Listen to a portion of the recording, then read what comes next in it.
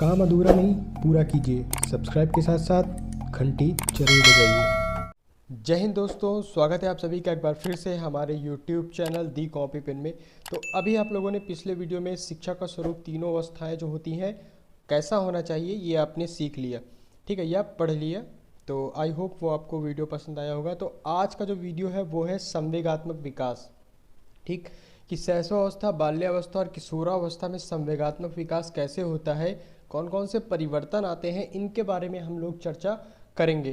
तो सबसे पहले जानते हैं कि जो संवेगात्मक विकास होता है उसका अर्थ क्या होता है। तो संवेग तो आप ये समझिए कि जो भी, जैसे क्रोध, दया, सहानुभूति, ठीक है, या प्रेम कह लीजिए, तो ये सब जो होते हैं संवेग के अंतर्गत हमारे आते हैं, जो हमारे आंतरिक भावों को बाहर की ओर गति प्रदान करते हैं।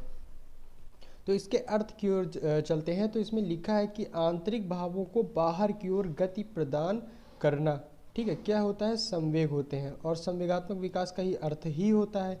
ठीक, अभी हम लोग देखेंगे कि जो संवेग है वो अंग्रेजी के इमोशन शब्द, यहाँ पे अब देखिए कि अंग्रेजी के इमोशन शब्द से लिया गया है। इस शब्द की उत्पत्ति लैटिन भाषा के इमोवेयर से हुई है, जिसका अर्थ होता है उत्तेजित करना। और एक रॉस महोदय है, इनका कथन काफ़ी चर्चित है कि संवेग चेतना की वह अवस्था है जिसमें रागात्मक तत्व की प्रधानता होती है। ये रॉस ने कहा था, इसको आप चाहे तो याद भी कर सकते हैं। तो इस संवेग का अर्थ के बारे में हम लोगों ने जल्दी से जान लिया, आप लोग समझ भी गए होंगे क्योंकि उतना कठिन तो है नहीं। अब इसकी विशेषताओं की हम लोग बात कर लेते हैं। तो संवेग क्या होता है कि संवेग में तीव्रता भिन्न भिन्न प्राणियों में भिन्न भिन्न होती है, ठीक, मतलब कि जो संवेग की तीव्रता होती है वो भिन्न भिन्न प्राणियों में अलग अलग होती है। अगर छोटा बच्चा है तो उसके संवेग प्रकट करने की जो तरीका होगा वो अलग होगा, बाल्यावस्था में अलग होगा, तो एक जैसा नहीं होता। आप भी अपने आसपास देखते होंगे, कोई आदमी ज़्यादा क्रोधित होने वाला होता है, कोई शालीन रहता है, आपसे अच्छा व्यवहार करता है। तो संवेग ना अलग अलग व्यक्तियों में अलग अलग होते हैं। और संवेग में क्या पाई जाती है, व्यापकता पाई जाती है। ये कोई छोटे स्तर में नहीं, मतलब एक व्यापक होते हैं। संवेग क्या होते हैं, व्यापक होते हैं। और वैयक्तिकता होती है, ठीक है, वैयक्तिकता मतलब अलग अलग व्यक्तियों में जो संवेग होते हैं वो अलग अलग होते हैं। ये डिपेंड करता है कि वो किस परिस्थिति में है या टाइम में है, ठीक, तो वो तो अपना अलग की बात हो गई। लेकिन संवेगों में क्या, वैयक्तिकता की जो भावना होती है वो पाई जाती है। और इसके अगली विशेषता के बारे में जानेंगे कि इनमें संवेग में क्या होता है कि दुख और सुख की भावना भी निहित होती है, ठीक है, और क्या होता है कि इसमें सुख और दुख की भावना भी निहित होती है। तो ये हो गई हमारी संवेग की विशेषताएं। और संवेग जो होते हैं हमारे दो प्रकार से भी इसको कह सकते हैं, एक दुखद संवेग और एक सुखद संवेग, ठीक। तो ये हो गई हमारे संवेग की बातें, विशेषताएं, और रॉस महोदय ने जो कहा वो आप लोगों ने देखा। अभी हम लोग चलते हैं कि संवेगात्मक विकास जो शैशवावस्था में होता है, ठीक, उसके बारे में पढ़ेंगे। तो शैशवावस्था मतलब बच्चा छोटा है तो भाई उसके संवेग क्या होते हैं, स्थिर नहीं होते, उसके संवेग स्थिर नहीं होते। और जैसे जैसे आयु बढ़ती जाती है संवेगों में परिवर्तन होता जाता है। और प्रारंभ में संवेगों में तीव्रता भी रहती है, आपने छोटे बच्चों को नोटिस जरूर किया होगा। और 3 वर्ष की आयु में प्रेम के गुणों का विकास हो जाता है, ठीक है, प्रेम के गुण का जो विकास होता है बच्चों में 3 वर्ष की आयु तक हो जाता है। और शुरू में क्या होता है कि जब भाई बच्चे छोटे रहते हैं तो अपना क्रोध प्रकट करने के लिए देखा होगा रोते हैं, चिल्लाते हैं और हाथ पैर पटकते हैं। तो ये संवेगात्मक विकास शैशवावस्था में होता है।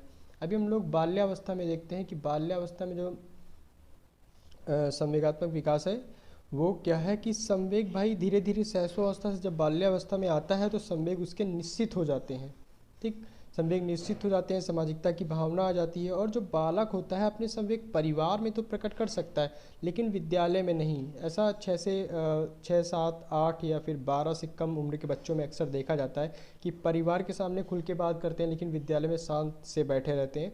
और व्यवहार में शिष्टता का भी धीरे धीरे प्रदर्शित होने लगता है, ठीक है, शिष्टता का भी शिष्टता जो होती है उसका प्रदर्शन जो होता है वो उनके व्यवहार में दिखता है। और शिक्षक के व्यक्तित्व का प्रभाव भी बालक पर पड़ता है, ठीक।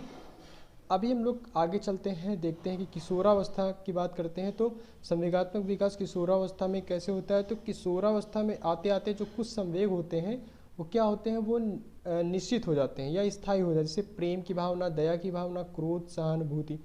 ठीक, आप लोग खुद पे भी नोटिस कर सकते हैं। अगर आप 18 साल से, लेकिन आप 18 साल से होकर गुजर चुके हैं, मतलब उस उम्र से गुजर चुके हैं, तो आपको ज़रूर याद होगा कि प्रेम, दया, क्रोध, सहानुभूति ऐसे कुछ संवेग होते हैं जो स्थायी हो जाते हैं या स्थिर हो जाते हैं। आगे संवेगों में भिन्नता पाई जाती है। ठीक, संवेगों में भिन्नता पाई जाती है और पर्यावरण के साथ समायोजन नहीं, क्योंकि जो किशोरावस्था होती है काफ़ी उथल पुथल की अवस्था होती है, तो इसीलिए पर्यावरण के साथ समायोजन करने में काफ़ी कठिनाई महसूस होती है, क्योंकि इसमें जो बालक होता है वो ना ही खुद को किशोर समझता है और ना ही खुद को प्रौढ़ समझता है, इसलिए उसको पर्यावरण के साथ समायोजन करने में दिक्कत आती है, यस पर्यावरण के साथ समायोजन नहीं कर पाता। और भाई कल्पनाशीलता के कारण बालक संवेगों की अभिव्यक्ति दीवा स्वप्न के माध्यम से करता है। तो ये हो गई हमारी आज की जो बात संवेगात्मक विकास पे। ठीक, तो इसी के साथ आज का जो वीडियो है यहीं पे समाप्त होता है। आशा करता हूँ कि ये वीडियो आपको ज़रूर पसंद आया होगा। तो आगे हम लोग अपने नेक्स्ट वीडियो पे मिलेंगे, तब तक के लिए धन्यवाद, और वीडियो को पूरा देखने के लिए भी बहुत बहुत धन्यवाद। चैनल पे नए हैं तो सब्सक्राइब जरूर करिए और दोस्तों को भी वीडियो शेयर करिए।